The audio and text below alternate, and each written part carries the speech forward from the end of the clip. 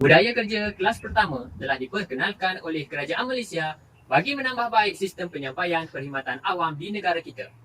Terdapat beberapa teras yang perlu dilaksanakan bagi merealisasikan impian ini.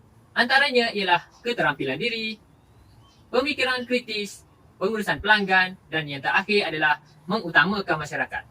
Jadi, mari kita lihat satu persatu. Keterampilan diri boleh ditarifkan sebagai sifat kepribadian yang membina dan memelihara harga diri apabila kita berdamping dengan orang lain untuk bersosial. Okey, konsep keterampilan diri merangkumi 3 aspek yang penting, iaitu menghormati dan mengutamakan orang lain, cara gaya yang betul dan kebijaksanaan budi bicara. Okey, seterusnya terdapat 4 kategori majlis atau program. Yang pertama, rasmi. Yang kedua, rasmi dan formal. Yang ketiga, tidak rasmi tetapi formal. Yang keempat, iaitu separa rasmi. Pakaian penjawat awam dan pekeliling. Cara berpakaian penjawat awam perlulah bersesuaian dengan nilai-nilai etika kerja yang murni. Contohnya seperti guru perlulah berpakaian kemas, bersih, bersesuaian. Sangat ditekankan untuk dijadikan amalan sebagai penjawat awam berdasarkan Pekeliling Perkara Bilangan 2 tahun 1985 dan juga Pekelilingan Bilangan 1 2008 iaitu pemakaian baju batik pada setiap hari Khamis.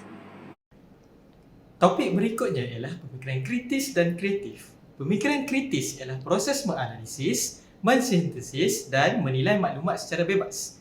Pemikiran kreatif pula ialah kemahiran untuk menghasilkan dan mencetuskan satu idea yang baru. Sebagai guru, faedah pemikiran kritis dan kreatif ialah dapat meningkatkan sistem penyampaian, mencipta cara kerja yang baru dan meningkatkan daya saing.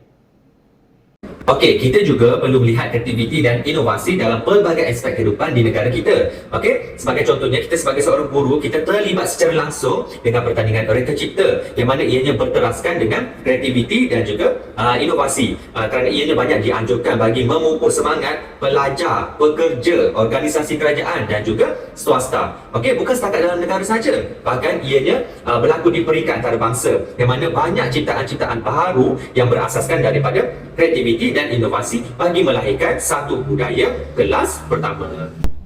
Pelanggan perkhidmatan awam terbahagi kepada 4. Yang pertama ialah warga negara, yang kedua ialah bukan warga negara, yang ketiga ialah sektor swasta, yang keempat ialah stakeholder. Manakala ekspektasi pelanggan terbahagi kepada 6. Yang pertama ialah perkhidmatan yang cepat, yang kedua ialah maklumat yang tepat, yang ketiga ialah layanan yang mesra, yang keempat kaki tangan yang peka, yang kelima pengendalian yang profesional, yang keenam ialah proses kerja yang adil.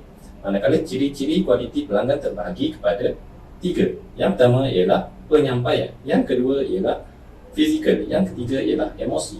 Baiklah, seterusnya kerajaan memperkenalkan sistem amalan 8S bagi memantapkan kualiti pengurusan pelanggan.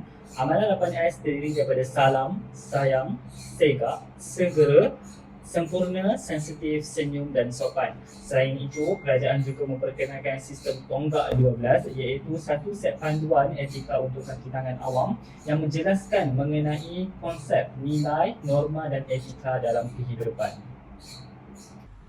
Maksud masyarakat ialah satu kumpulan manusia yang berinteraksi dalam kawasan atau sempadan yang diletakkan dan dibimbing oleh satu budaya yang dikongsi bersama. Budaya bekerja terbahagi kepada 3 iaitu cara kita berfikir, menghayati dan cara kita bertindak. Seterusnya, terdapat model proses interaksi. Yang pertama adalah diri sendiri, kedua orang lain, ketiga organisasi, akhir sekali komuniti ataupun masyarakat. Baiklah, seterusnya budaya kerja kelas pertama adalah mengutamakan masyarakat berpandukan model proses interaksi iaitu melibatkan seorang pegawai dengan orang lain, dengan organisasi dan dengan masyarakat ataupun komuniti. Selain itu, mengutamakan masyarakat dalam budaya kerja adalah dengan memberi sama ada sumbangan dari sudut fizikal, emosi, intelektual, kewangan dan kerohanian. Sebagai contoh, seorang guru memanfaatkan pengetahuannya dengan berkongsi melalui platform seperti Facebook, YouTube, Google Site dan sebagainya. Kesimpulannya, itulah dia teras-teras yang perlu kita amalkan sebagai penjawat awam supaya budaya kerja kelas pertama dapat kita realisasikan. Sekian sahaja daripada kumpulan kami. Terima kasih.